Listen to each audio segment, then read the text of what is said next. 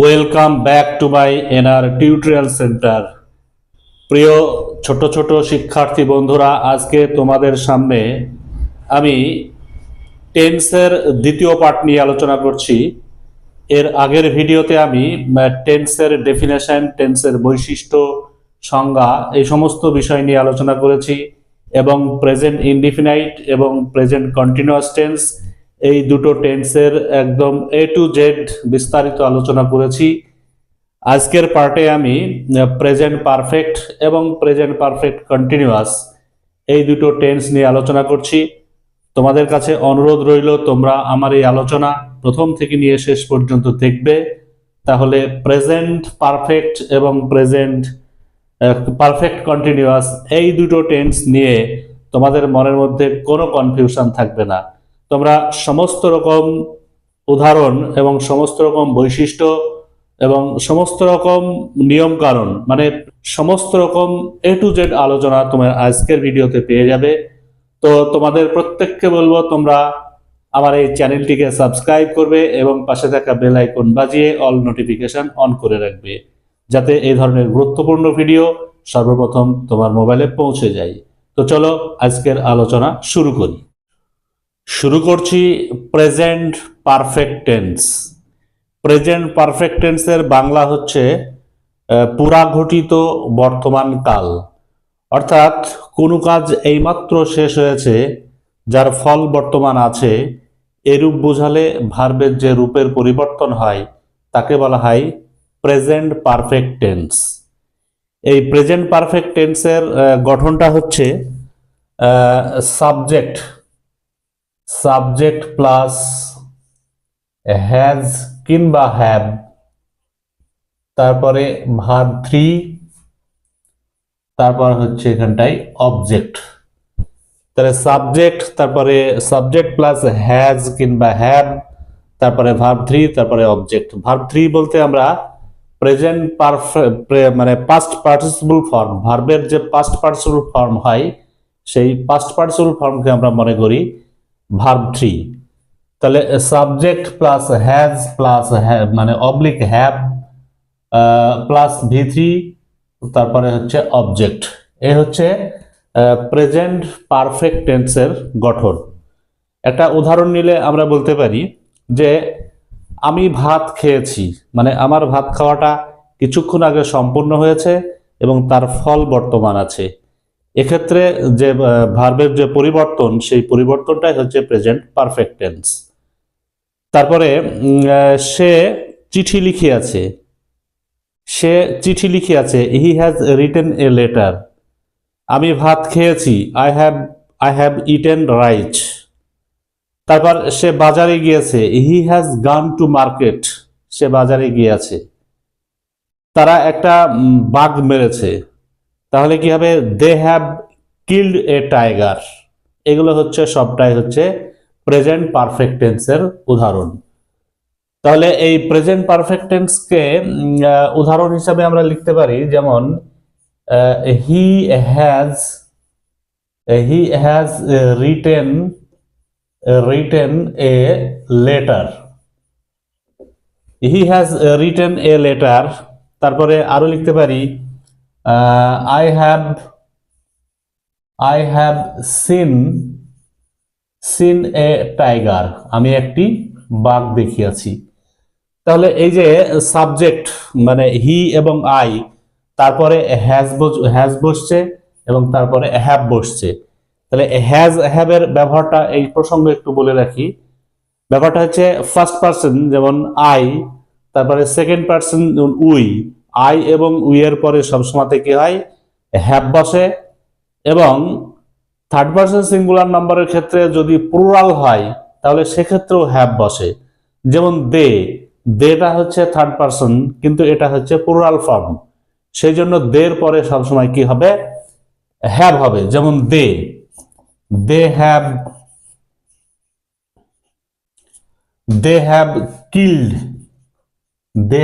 Killed a tiger. তাহলে এখানে দে হচ্ছে থার্ড পার্সন, কিন্তু এটা প্লুরাল নাম্বার, সেই জন্য থার্ড পার্সন যদি প্লুরাল নাম্বার হয় তাহলে সেক্ষেত্রে কিন্তু তারপরে হ্যাভ বসে। আর যেমন এটাকে যদি বলা হয় ইট, ইটটা হচ্ছে থার্ড পারসন, কিন্তু এটা হচ্ছে সিঙ্গুলার নাম্বার, এই জন্য এরপরে বুঝবে it has. It has done, it has done তার দ্বারা সম্পাদিত হয়েছে। তাহলে ইটটা হচ্ছে থার্ড পারসন সিঙ্গুলার নাম্বার, সেই জন্য এখানটাতে ইটের পরে হ্যাজ হয়েছে। তাহলে আমরা বুঝতে পারলাম যে কোথায় কোথায় হ্যাভ হয়, কোথায় কোথায় হ্যাজ হয়, এগুলো বুঝতে পারলাম। তাহলে আরেকবার বলে রাখি ব্যাপারটা, মানে ফার্স্ট পারসন এবং সেকেন্ড পারসনের পরে সবসময় হ্যাভ হয়, এবং থার্ড পারসন সিঙ্গুলার নাম্বার যদি প্লুরাল হয় সেক্ষেত্রে হ্যাভ হয়, কিন্তু থার্ড পারসন সিঙ্গুলার নাম্বার যদি হয়, মানে সাবজেক্ট যদি থার্ড পারসন সিঙ্গুলার নাম্বার হয়, তাহলে সেক্ষেত্রে কিন্তু হ্যাজ হয়। এ হচ্ছে হ্যাজ হ্যাভের উদাহরণ। প্রেজেন্ট পারফেক্ট টেন্সটিকে আমরা চার রকম ভাবে মানে লিখতে পারি। চার রকম ভাবে আমরা লিখতে পারি, কিরকম? যেমন হি scene, he has seen a bird, মানে সে একটি পাখি দেখিয়াছে বা সে একটি পাখি দেখেছে। এটা হচ্ছে প্রেজেন্ট পারফেক্ট টেন্সের উদাহরণ। এইটাকে যদি আমি নেগেটিভ করি তাহলে আমি এইভাবে লিখতে পারি, হি হ্যাজ, এখানে not, he has not seen a bird. এখানটায় এই হ্যাজের পরে নট লাগিয়ে দিলে এটা কিন্তু নেগেটিভ হয়ে যাচ্ছে। তারপরে এটাকে যদি আমি ইন্টারোগেটিভ করি তাহলে এই যে হ্যাজ যে অক্সিলিয়ারি ভার্ব, এই অক্সিলিয়ারি ভার্বটাকে আমি প্রথমে লিখতে হবে। Has he scene, has he seen a bird, মানে সে কি পাখি দেখিয়াছে বা সে কি পাখি দেখেছে। এটা হয়ে গেল কিন্তু ইন্টারোগেটিভ সেন্টেন্স। এই ইন্টারোগেটিভ সেন্টেন্সটাকে যদি আমি নেগেটিভ ইন্টারোগেটিভ করি সেক্ষেত্রে কিন্তু এখানটাই has he, has he not, এখানে not seen, has he not seen a bird, এটা হয়ে গেল নেগেটিভ নেগেটিভ ইন্টারোগেটিভ। মানে has he not seen a bird, মানে সে কি পাখি দেখে নাই, আর এটা হচ্ছে সে কি পাখি দেখেছে, আর এটা হচ্ছে সে, মানে এটা হচ্ছে সে পাখি দেখেনি, আর এটা হচ্ছে সে পাখি দেখেছে। মানে he has seen a bird, এটা হচ্ছে সে পাখি দেখেছে। He has not seen a bird, মানে সে কি সে পাখি দেখেনি। আর এটা হচ্ছে has he seen a bird, মানে সে কি পাখি দেখেছে। আর এটা হচ্ছে has he not seen a bird. এইভাবে প্রেজেন্ট পারফেক্ট টেন্সটাকে আমরা কিন্তু চার রকম ভাবে লিখতে পারি। যেমন he has written a letter, সে একটি চিঠি লিখিয়াছে, সে একটি চিঠি লিখিয়াছে। এটাকে আমরা নেগেটিভ ভাবে বলতে পারি he has not written a letter. আবার এটাকে ইন্টারোগেটিভ করলে পারে হ্যাজটাকে আমি প্রথমে দিয়ে দেব, has he written a letter. আবার এটাকে যদি নেগেটিভ ইন্টারোগেটিভ করি তাহলে তখন বলবো has he not written a letter. ঠিক এইভাবে অনুরূপভাবে একাধিক বাক্য কিন্তু আমরা গঠন করতে পারি। যেমন he has seen a bird, he has seen a bird, he has not seen a bird. তারপরে has he seen a bird, has he not seen a bird. তাহলে he has seen a bird, তারপরে he has not seen a bird, তারপরে has he seen a bird, তারপরে has he not seen a bird. এইভাবে প্রত্যেকটা টেন্সকে কিন্তু আমরা চার রকম ভাবে লিখতে পারি এবং চার রকম ভাবে বলতে পারি। যদি এইভাবে টেন্সগুলোকে প্র্যাকটিস করা হয় তাহলে আগামী দিনে কিন্তু ইন্টারোগেটিভ এবং নেগেটিভ ইন্টারোগেটিভ এবং এই ধরনের সেন্টেন্স তৈরি করার ক্ষেত্রে কিন্তু প্রচন্ড ইউজফুল হবে এবং খুব কাজে লাগবে। তাহলে এই গেল মোটামুটি প্রেজেন্ট পারফেক্ট টেন্সের বৈশিষ্ট্য, সংজ্ঞা এবং উদাহরণ। এবার শুরু করছি present perfect continuous tense. Present perfect continuous টেন্সের বাংলা হচ্ছে মানে পুরাঘটিত ঘটমান বর্তমান কাল। পুরাঘটিত ঘটমান বর্তমান কাল, অর্থাৎ কোনো কাজ শুরু হয়েছে যে একটা নির্দিষ্ট সময় পর্যন্ত চলছে বা চলেছে, বা একটা নির্দিষ্ট পয়েন্ট অফ টাইম, একটা নির্দিষ্ট সময়ের বা সময় থেকে শুরু হয়েছে, এবং মানে সেই কাজটা এখনো চলছে, মানে এটা পুরা ঘটিত ঘটমান বর্তমানকাল। তাহলে এইরকম বোঝালে ভার্বের যে রূপের পরিবর্তন হয় সেই টেন্সকে বলা হয় প্রেজেন্ট পারফেক্ট কন্টিনিউয়াস টেন্স। তাহলে মানে পুরা ঘটিত কিন্তু ঘটমান, পুরা ঘটিত কিন্তু ঘটমান এরকম কোনো ঘটনা বোঝালে ভার্বের যে রূপের পরিবর্তন হয় সেই রূপের পরিবর্তন হয় তাকে বলা হচ্ছে, সেই ভার্বের যে রূপের পরিবর্তন হয় তাকে বলা হচ্ছে প্রেজেন্ট পারফেক্ট কন্টিনিউয়াস টেন্স। এই প্রেজেন্ট পারফেক্ট কন্টিনিউয়াস টেন্সের গঠনটি হচ্ছে এরকম যে প্রথমে হবে সাবজেক্ট, তারপরে মানে প্রেজেন্ট পারফেক্টের মতোই এখানে হবে হ্যাজ, এখানে হবে হ্যাজ এবং তারপরে বিন শব্দটা যুক্ত হবে, এবং তারপরে হবে এখানটায় হ্যাজ বিন অথবা হ্যাভ বিন, হ্যাভ বিন অথবা হ্যাজ বিন, হ্যাভ বিন অথবা হ্যাজ বিন। তারপরে হবে এখানটায় ভার্ব ওয়ান অর্থাৎ ভার্বের প্রেজেন্ট ফর্ম এবং তার সঙ্গে যুক্ত হবে আইএনজি। তারপরে যুক্ত হবে এখানটায় অবজেক্ট, অবজেক্ট। যেমন যেমন একটা উদাহরণ নিলে আমরা এভাবে বলতে পারি যে আমি 7 বছর ধরে এখানে বাস করছি, বা আমি 7 বছর ধরে আমি এখানে আমি জব করছি বা চাকরি করছি। তাহলে I have been living here মানে আমি এখানটায় 7 বছর ধরে এখানটায় কি করছি, বাস করছি। তারপরে আবার বলতে পারি যে আমি মানে 3 ঘন্টা ধরে পড়াশোনা করছি বা পড়ছি। তাহলে I have been reading, I have been reading বা I have been studying for 2 hours বা 3 আওয়ার্স বা 4 আওয়ার্স, যাই হোক না কেন, এগুলো সবগুলোই হচ্ছে এখানে কিন্তু প্রেজেন্ট পারফেক্ট কন্টিনিউয়াস টেন্স। কিভাবে প্রেজেন্ট পারফেক্ট কন্টিনিউয়াস টেন্স? মানে আমি এখানে 2 ঘন্টা ধরে বসে আছি, 3 ঘন্টা ধরে বসে আছি, আমি 5 ঘন্টা ধরে পড়াশোনা করছি। এই যে ঘটনাগুলো, এই ঘটনাগুলো কিন্তু একটা নির্দিষ্ট পিরিয়ড অফ টাইম ধরে চলমান, এবং এই নির্দিষ্ট পিরিয়ড অফ মানে টাইমের মধ্যে সম্পূর্ণ হয়ে গেছে। ওই জন্য এগুলোকে বলা হচ্ছে পুরা ঘটিত ঘটমান বর্তমানকাল। ঠিক এই বিষয়টা বোঝার জন্য আরেকটা উদাহরণ নেওয়া যেতে পারে যে সে 1987 সাল থেকে এখানে বসবাস করছে। যখন 1987 সাল একটা নির্দিষ্ট টাইম বলে দেওয়া হবে তখন কিন্তু এটা হচ্ছে পয়েন্ট অফ টাইম। আর যখন বলা হবে যে সে 7 বছর ধরে এখানে বাস করছে তখন এই বিষয়টা হচ্ছে পিরিয়ড অফ টাইম। তাহলে প্রেজেন্ট পারফেক্ট কন্টিনিউয়াস টেন্সের ক্ষেত্রে দুটো বিষয় বোঝা খুবই প্রয়োজন। সেটা হচ্ছে একটা হচ্ছে পিরিয়ড অফ টাইম মানে একটা সময়ের ব্যাপ্তি, আর একটা হচ্ছে পয়েন্ট অফ টাইম মানে একটা নির্দিষ্ট পয়েন্ট অফ টাইম অর্থাৎ নির্দিষ্ট টাইম থেকে কাজটা চলছে। তাহলে এই দুটোর ক্ষেত্রে কিন্তু একটু উদাহরণ নিয়ে বোঝা যাক।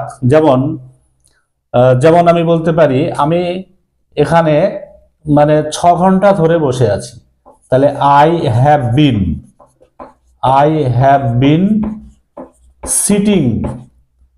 সিটিং হিয়ার, এখানে I have been sitting here for 5 years মানে আমি 5 ঘন্টা ধরে এখানে কিন্তু বসে আছি। এটা হচ্ছে পিরিয়ড অফ টাইম, এটা হচ্ছে পিরিয়ড অফ টাইম। কেন পিরিয়ড অফ টাইম?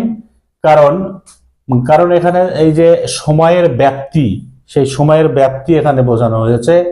যেমন 5 ঘন্টা ধরে, 6 ঘন্টা ধরে বা 7 ঘন্টা ধরে, আমি 5 ঘন্টা ধরে এখানে বসে আছি। I have been sitting here for 5 hours. এই যে সময়ের ব্যাপ্তি, এই সময়ের ব্যাপ্তি যখন বোঝাবে তখন কিন্তু এই ফর প্রিপোজিশনটি ব্যবহার হয়। আর যখন পয়েন্ট অফ টাইম বোঝাবে, যেমন সকাল 9টা থেকে আমি পড়ছি, তখন কি হবে? I have been reading since, তখন কিন্তু এই সিন্স প্রিপোজিশনটা বসবে। Since 9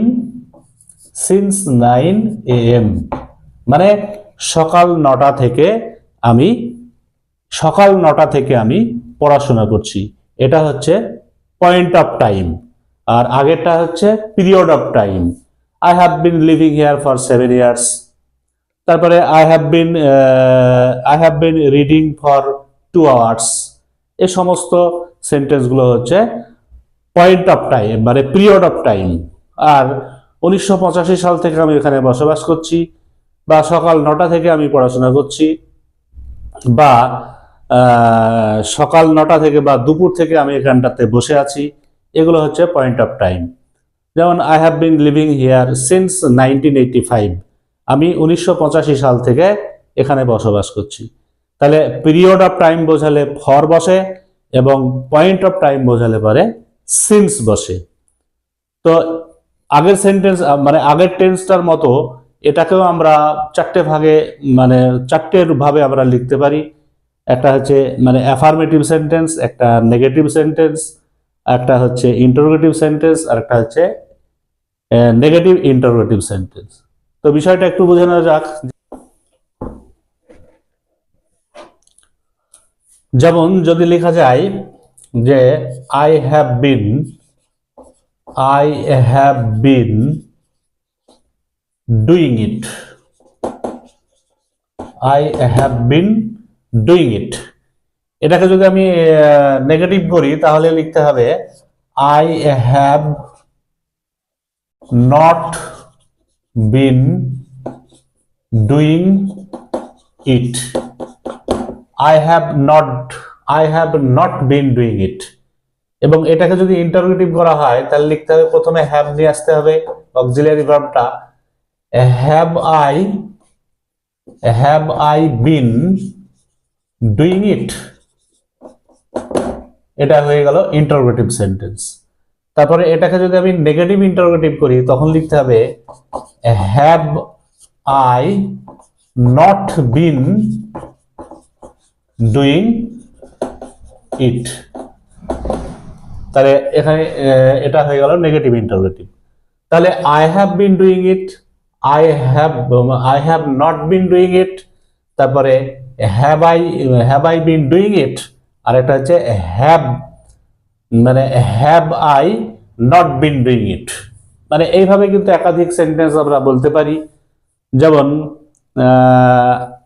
I have been drawing a picture, I have been drawing a picture, I have not been drawing a picture। তারপরে have I been drawing a picture, তারপরে আবার বলতে পারি have I not been drawing a picture। এইভাবে একাধিক sentence কিন্তু আমরা present perfect continuous টেন্সের ক্ষেত্রে ব্যবহার করতে পারি। তো এই গেল মোটামুটি প্রেজেন্ট পারফেক্ট টেন্স এবং প্রেজেন্ট পারফেক্ট কন্টিনিউয়াস টেন্সের সংজ্ঞা এবং স্ট্রাকচার, এবং সেই সঙ্গে এক্সাম্পল আমি ইন ডিটেলস আলোচনা করলাম। তোমরা যদি একদম প্রথম থেকে নিয়ে শেষ পর্যন্ত আমার এই আলোচনা মন দিয়ে উইথ র্যাপ্ট অ্যাটেনশন, অর্থাৎ অখণ্ড মনোযোগের সঙ্গে শ্রবণ করো এবং উপলব্ধি করার চেষ্টা করো, তাহলে প্রেজেন্ট পারফেক্ট টেন্স এবং প্রেজেন্ট পারফেক্ট কন্টিনিউয়াস টেন্স বোঝার ক্ষেত্রে কোনো রকম সমস্যা থাকবে না, এটা আমি দায়িত্ব দিয়ে বলতে পারি। তো চলো আজকে আমি এখানেই শেষ করছি। যাওয়ার সময় বলবো তোমরা আমার এই চ্যানেলটিকে সাবস্ক্রাইব করবে এবং পাশে থাকা বেল আইকন বাজিয়ে অল নোটিফিকেশন অন করে রাখবে। দেখা হবে নেক্সট ভিডিওতে। পাস্ট টেন্সের যে 4টে ভাগ আছে সেই 4টে ভাগ নিয়ে আমি পরের ভিডিওতে আলোচনা করব। বেস্ট অফ লাক এভরিবডি, ভালো থাকবে এবং সুস্থ থাকবে।